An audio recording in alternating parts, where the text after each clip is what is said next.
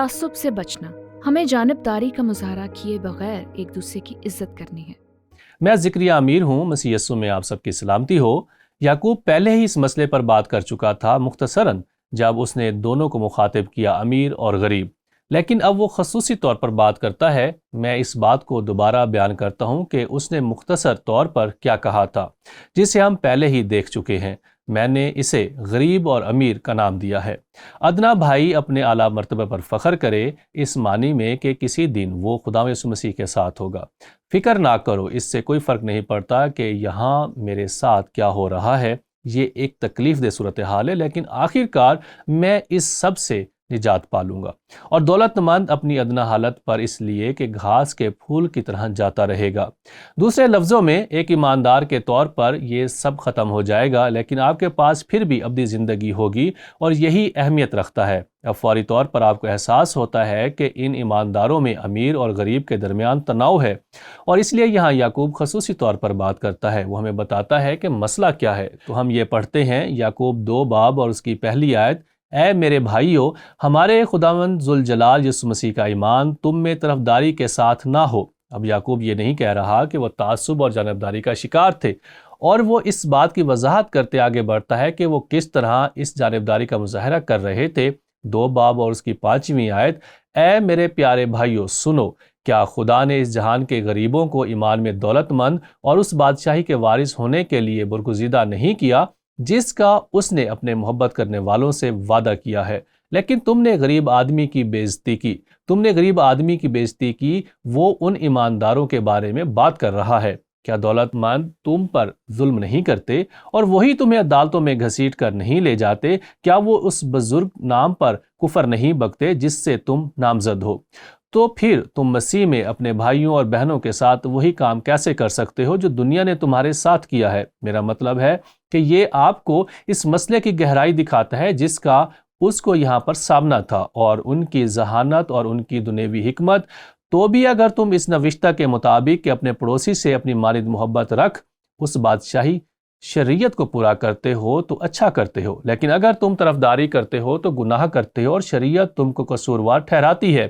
وہ جانبداری کا مظاہرہ کر رہے تھے، اور وہ غریبوں کے ساتھ بدسلوکی کر رہے تھے، اور وہ ایمانداروں سے بات کر رہا ہے، اور یہ ان کا مسئلہ تھا۔ اب غلط مت سمجھیں، میرے خیال میں ہمیں واقعی یہ سمجھنے کی ضرورت ہے کہ جس کو عزت دینی چاہیے اسے عزت دینا غلط نہیں ہے۔ لیکن دیکھیے، یہاں جو مسئلہ درپیش ہے وہ یہ تھا کہ ان کی جماعت میں ایسے لوگ آ رہے تھے جو ظاہر ہے کہ بہت امیر ہیں۔ آپ اس کا اندازہ ان کے چوغوں اور گلے کی زنجیروں سے لگا سکتے ہیں۔ آپ یہ تمام زہری زینت دیکھ سکتے ہیں جو اپنے آپ میں غلط نہیں تھا، لیکن روحانی پیشوا کہہ رہے تھے وہ آپ کی نصیحت یہاں ہے۔ وہ جانبداری کا مظاہرہ کر رہے تھے، لیکن مسئلہ صرف یہ نہیں تھا کہ آنے والے کچھ لوگوں کی عزت کی جائے۔ مسئلہ یہ تھا کہ غریبوں کو اپنی نشستیں چھوڑ کر کہیں اور جانا پڑتا تھا، انہیں پیچھے فرش پر بیٹھنا پڑتا تھا۔ اب یہ ایک گناہ ہے، اور یہ اس مسئلے کا ایک حصہ ہے جس سے یعقوب نبٹ رہا ہے جب وہ دنیاوی حکمت کی بات کرتا ہے۔ اب جیسا کہ میں نے کہا، ایک دوسرے کی عزت کرنا غلط نہیں ہے۔ یعقوب یا پولس یہاں اس بارے میں بات نہیں کر رہے۔ مثال کے طور پر پولس کہتا ہے کہ ہمیں یہ کرنا چاہیے۔ برادرانہ محبت سے آپس میں ایک دوسرے کو پیار کرو، عزت کے روح سے ایک دوسرے کو بہتر سمجھو۔ میں صرف 2 دن پہلے ایک سیشن میں تھا جس میں عملے کی ایک ریٹریٹ میں تقریباً 25 افراد تھے۔ مجھے اس عملے سے بات کرنے کے لیے مدعو کیا گیا، اور ایک سیشن میں ایک پادری قیادت کر رہے تھے، اور انہوں نے کہا آئیے ایک دوسرے کی حوصلہ افزائی کے الفاظ کہیں کہ ہم ایک دوسرے کے بارے میں کیا محسوس کرتے ہیں۔ اور میں وہاں بیٹھا تھا، اور میں نے اس عملے کو مختلف لوگوں کے بارے میں ان خیالات کا اشتراک کرتے ہوئے سنا، اور اس شخص نے جو کیا، اور یہ بہت معنی خیز تھا کیونکہ وہ ایک دوسرے کو اپنے سے زیادہ عزت دے رہے تھے۔ لہذا یعقوب یہ نہیں کہہ رہا ہے کہ ہمیں کسی دوسرے کی عزت نہیں کرنی چاہیے۔ وہ یہ نہیں ہے جس کے بارے میں وہ بات کر رہا ہے۔ وہ تعصب کے بارے میں بات کر رہا ہے، وہ جانبداری کے گناہ کے بارے میں بات کر رہا ہے، اور اپنے رہنماؤں کو بھی عزت دینی ہے۔ پہلا تسلنیکیوں باب 5 میں پولس لکھتا ہے، اور اے بھائیو، ہم تم سے درخواست کرتے ہیں کہ جو تم میں محنت کرتے اور خداوند میں تمہارے پیشوا ہیں اور تم کو نصیحت کرتے ہیں، انہیں مانو اور ان کے کام کے سبب سے محبت کے ساتھ ان کی بڑی عزت کرو۔ آپس میں میل ملاپ رکھو۔ جن لوگوں کی عزت واجب ہے ان کی عزت کرنا غلط نہیں ہے، لیکن اس سے جانبداری ظاہر نہیں ہوتی۔ یہ مسیحی ہونا ہے، ایک دوسرے کی حوصلہ افزائی کرنا اور انہیں بڑھنے میں مدد دینا ہے، اور ہمیں ان لوگوں کی عزت کرنی ہے جو خدمت کرتے ہیں اور اچھے کام کرتے ہیں۔ اگر آپ کسی ایسے شخص کی عزت کرنے کی مثال چاہتے ہیں جس کے پاس واضح طور پر بہت پیسہ تھا تو برناباس کے بارے میں سوچیں۔ آپ جانتے ہیں کہ برناباس ایک بہت امیر تاجر تھا جس کے پاس خاص طور پر یروشلم میں بہت ساری جائیداد تھی۔ وہ یروشلم میں نہیں رہتا تھا لیکن وہ یروشلم میں اس کی جائیداد تھی، اور جب کلیسیا کو ضرورت پڑی تو اس نے جائیداد کے کچھ حصے بیچ دیے اور سارا مال لے کر رسولوں کے قدموں میں رکھ دیا تاکہ وہ ضرورت مند لوگوں کی مدد کر سکے، جن میں بیوائیں اور یتیم اور وہ لوگ بھی شامل تھے جن کو بنیادی ضروریات میسر نہیں تھیں۔ اور رسولوں کی اتنی حوصلہ افزائی ہوئی کہ انہوں نے اس کا نام بدل کر برناباس رکھ دیا، جس کا مطلب ہے گرج کا بیٹا۔ اور آج 2000 سال بعد ہم برناباس کو خراج تحسین پیش کر رہے ہیں کیونکہ وہ ایک سخی آدمی تھا۔ خدا کتاب مقدس میں اس مثال کو چاہتا تھا کہ ہم جانبداری کا مظاہرہ کیے بغیر ایک دوسرے کی خصوصی طریقوں سے عزت کر سکتے ہیں، اور ظاہر ہے کہ مختلف طریقے ہیں جن سے ہم ایسا کر سکتے ہیں۔ وہ ایک بہت ہی سنگین گناہ کے مجرم تھے۔ تعصب، غور و فکر اور رد عمل کا سوال یہ ہے، تعصب کا مظاہرہ کیے بغیر اور جانبداری کا مظاہرہ کیے بغیر ہم مسیح کے جسم میں ایک دوسرے کی عزت کس مخصوص طریقے سے کر سکتے ہیں؟ ٹھیک ہے، میں صرف یہ کہنا چاہتا ہوں کہ بہت سے طریقے جن سے ہم مسیح کے جسم کا حصہ ہوتے ہوئے ذاتی طور پر دوسروں کی عزت کر سکتے ہیں۔ در حقیقت میں دیکھتا ہوں کہ بہت سے لوگ جنہوں نے بہت سارے عظیم کام کیے، چاہے وہ دینے میں ہوں، خدمت کرنے میں یا اپنی صلاحیتوں کو استعمال کرنے میں ہوں، وہ بہت زیادہ مزاج اور شہرت نہیں چاہتے۔ لیکن لڑکے کیا وہ اس کی تعریف کرتے ہیں جب کوئی کہتا ہے شکریہ، وفادار ہونے کے لیے آپ کا شکریہ؟